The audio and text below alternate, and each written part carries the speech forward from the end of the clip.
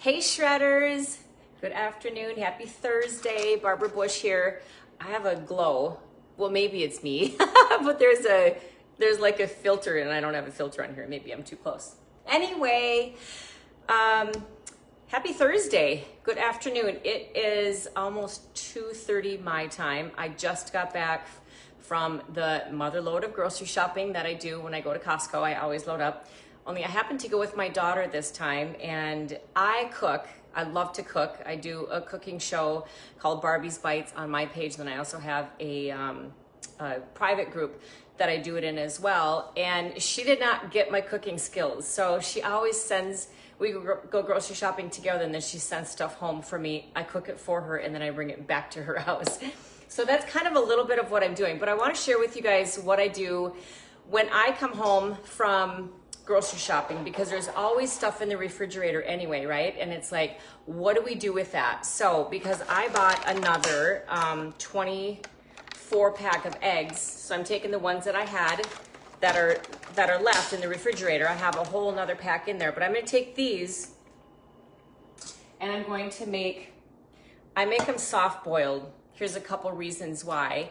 If you hard boil eggs all the way through and then you have to warm them up, then they get dry, and to me that's gross. I don't like dry meat. I don't like dry anything.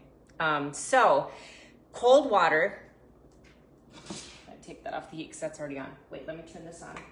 Okay, so when you do your eggs, cold water, you're putting your eggs in. Hi, I can't see who popped in here. Hold on, let me see if I have to go this way. Nope, I just can't see names that popped up.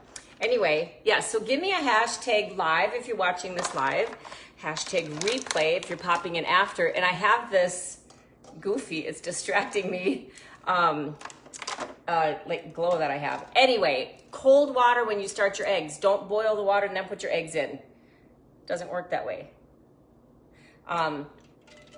Cold water. Hi, Kelly. I have 2, 4, 6, 8, 10. I've got 10 eggs in here. That's what was left in my, hi Susan, that's what was left in my pack. I'm putting that on the stove. I do put a little bit of salt in there just because they say, whoever they are, I don't know, they say that it helps separate the membrane from the eggs, so when you go to peel them. So soft boiled, here are my tricks for eggs. Start it in cold water, turn the burner on, bring it to a boil, take it off the heat. Don't just turn the burner off. Take it completely off the heat. 12 minutes if you like them done. 10 minutes if you like 8 minutes if you like them like a soft boiled. 10 minutes if you like them so they're still not runny. When you open it up, it's not runny, but it's still that really dark yellow color and not that lighter color when it's completely done. So 8 if you like it soft, 10 if you like it a medium boiled, and 12 if you like it hard boiled. Then they go into an ice bath. Make sure you drop them in an ice bath. That also helps to separate the membrane, okay? So dump the hot water out, put them in a bowl that's got ice and water in there. Let them chill that way. But if you like them hot, like I do, I'll take, when these are done, hi Blake, I'm doing live. When these are done, I will take 2 or 3 of them and put them in a bowl with butter and salt, and oh my God, they're so good. Okay, speaking of salt, all right, so that's the eggs. Speaking of salt, I just loaded up on the pink Himalayan sea salt. So I have this, I just bought the refill, not the great big one. But so that's my go-to salt. And then I've got my beef here. This is the one that I buy. I've priced it out. This one is the better price. There's another one that is an organic one. But this one is actually a better deal. I cut this, I don't know where my scissors are. Anyway, I cut this and I'll just put these in the freezer. Unless I'm going to use one tonight, I'll keep it out, but those go in the freezer. And then I have a roast. So this is what I'm cooking for my daughter. I know, Susan, I love soft boiled eggs, especially when you get them fresh and they've got that yummy butter melted on there. Guys, that glow, it's like a negative. I know it has to be coming from where? Right here. Maybe it's the angle. Hold on. There, that worked. Well, I don't know. Anyway, it doesn't matter. Don't let me that distract me. Look at me, it looks like I have the old-fashioned negative on me. If some of you know what that is, of how we used to do our pictures. We used to get our pictures from a negative. Okay, so I have my pan. This is my favorite pan for searing meat. It's the heavy duty. It's something that a chef would use in a restaurant. It's my favorite one. So in here is going to go butter. And a good amount of butter because I'm searing all sides. I'm not just flipping it from one side to the other. So when I say a good amount of butter, wait, can you see that? That's how much butter I'm putting in there. A big old chunk. I usually take a knife and cut an edge off and eat that while I'm cooking it because I love butter. Okay, so I'm going to melt this. I have my crock pot going already because this meat's going in the crock pot. So I'm gonna turn it this way because I'm gonna show you guys. Here's the crock. I'll move that out of the way. Oops, that got hot. Whew, that got hot. Okay, so you can see my pan here. So I've got the butter going. This is on high. It's going to stay on high. Actually, that's maybe a bit too much butter, so I'm just gonna take some of that out. So I still have a good amount of butter in here. Let me move you guys over here. Okay, so it's gonna make a big old sizzle. You want that pan to be really, really hot, almost to the point where you're starting to brown the butter, okay? And then you're going to take the meat. I've got 2 roasts here. You're gonna salt one side. Hold on. Salt it, a good amount of salt. See, the butter is starting to brown a little bit. That's what you want. So salt it, good amount of salt.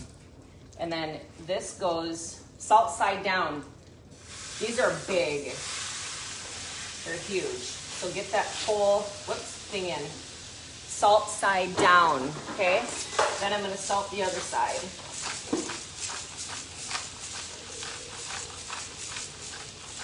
All right, so that one's ready. I'm going to be ready to flip. I'll just do one of these. I'm gonna do both of them I'm gonna brown them at the same time, and then I'll just let the other one sit until I put it in the crock pot. But I want to show you guys what I do with this. And that's browning. You can see the butter. You see that the butter is starting to like really brown, which is good. You want that. All right, now we're gonna flip. And you want it to get that good sear noise on there. And these are huge. But I love doing this because you can do this. You can do this with so much. Sean. So, hi, Sean. Yes, I am live right now. So you can do like this meat, these roasts, you can do so much with them. You can thin slice them on an angle. You can shred it. You can use it for fajitas, like fajita season, like if you're not doing your 11-day on, like if you're not in a shred. But I still, like when I'm not in an 11-day shred, I still do my 2 shakes, 2 snacks, and my meat meal. I may add, I don't have many, well, I have a lot of culprit foods, but I don't have many culprit vegetables. So I will do like a stir fry with it, or you can do fajitas, like fajitas with peppers. Yeah, thank you, Sean. Okay, so I'm gonna go back to the meat here because it's searing and it's getting really good. So remember, when you sear meat, you don't want to do just the top and bottom. You got to flip this up like this on its side. Look at that. Oh my God. And this is so good, you guys. But wait, I'm not done, because wait till you see what I do once I put this in the pan. So there's the side. And these ends got done because they were up on the edge. And then one more, flip this one over and get that browned on that side. Okay, so this is going in the crock pot. You guys, that's all there is to that part of it, but wait, watch what I do here. Okay, so the butter, that other piece of butter that was too much at the time I was searing, because it would have overflowed in the pan. I'm taking the rest of that butter, can you guys still see here? And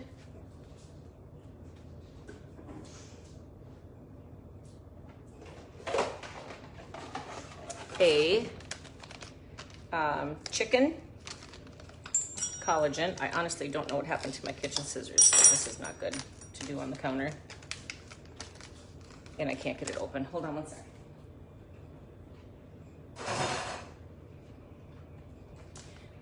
hell? Maybe I shouldn't start these lives when I don't have all of my equipment in front of me. Okay, so I'm taking the butter. I melted the rest of it. Get that sizzling again. I'm sprinkling in a bone broth. I'm stirring it in. And this makes like a paste. And it's gonna go right over top of the meat. I actually might have to add just a little bit of water. Here's what happens when you add just a little bit of water to it, because that water, look at it, takes all of those drippings. Look at the drippings, do you see those? Those are called drippings. In the bottom of the pan, all that stuff that you seared is coming off. So there won't be anything left in the bottom of this pan. You guys, this is where all the flavor is. All in the bottom of this pan is all that yummy goodness of the butter that's burnt on the bottom. So good, see? There's none of that left. But I'll tell you what, this right here, if you guys can see inside there, that right there is like massive flavor right there. You want that. Let me turn this burner off. Bring this back over to you guys so you can see it. And in the crock pot goes all of this yummy goodness that was on the bottom. Goes over top of the meat. Oh my God. Look at that. Look, you see that?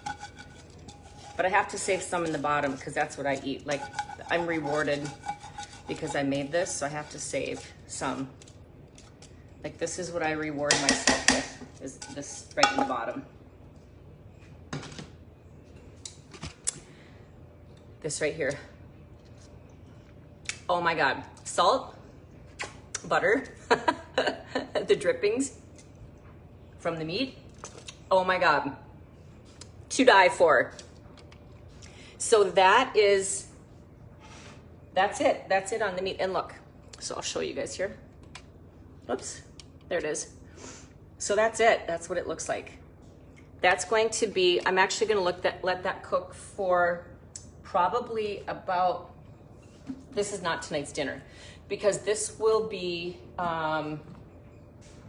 probably about four to 6 hours. Maybe it'll be dinner tonight. Probably 4 to 6 hours.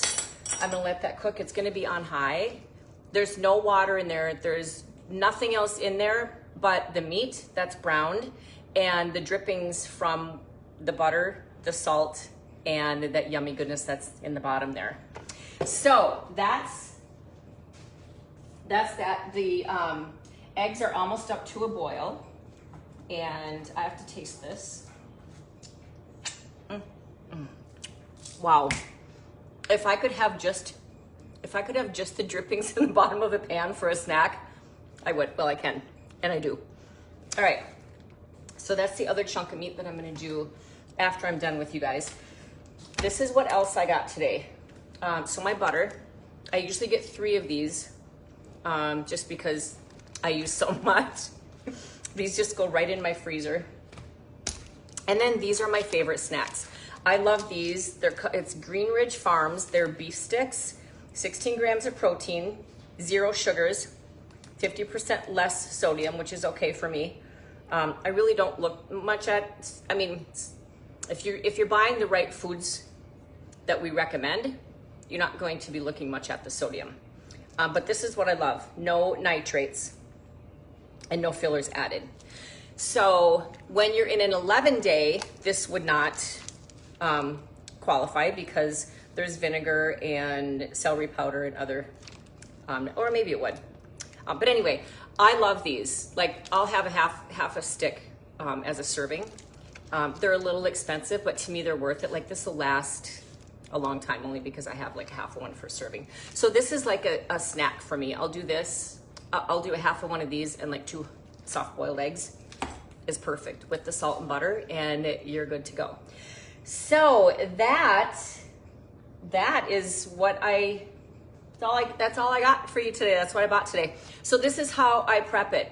When you come home from the grocery store, this is what I do when I'm done here. I will pull everything out of the refrigerator. I'll put the new stuff in.